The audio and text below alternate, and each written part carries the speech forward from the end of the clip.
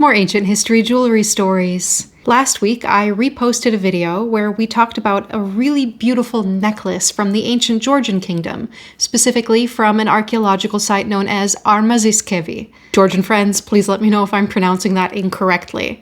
In that video, I had mentioned that there were other beautiful pieces of jewelry found at this site and that we would revisit them at some point.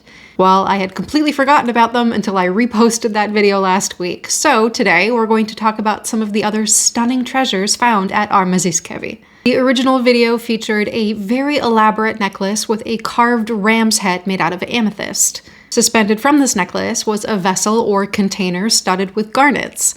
This does represent one of the most elaborate pieces found at the site, but there was also a bracelet, which is very similar in style and execution. At first glance, this bracelet looks like it's made from a woven chain, but if you look closer, you notice that it's actually made of incredibly intricate filigree.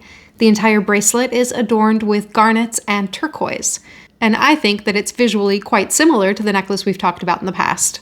Quite a few of the pieces found at this site are covered in garnets. This stone seems to be on most of the jewelry that was recovered. And many of these pieces show clear Greek and Roman influence.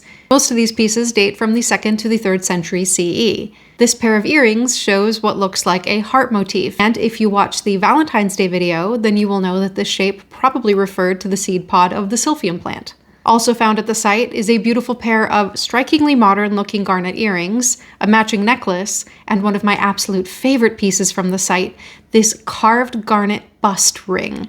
This immediately calls to mind some of the ancient Roman rings that we've talked about in the past.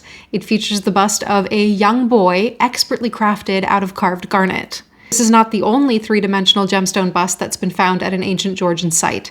In fact, next week, we'll be talking about some other incredible high-relief carved gemstone busts found at ancient Georgian archaeological sites, and I promise I won't forget this time. Based on these examples, I think we can assume that garnet was incredibly important in the ancient Georgian kingdom. And while so many of these pieces show Greek and Roman influence, they also have their own distinct style, marking them as uniquely Georgian.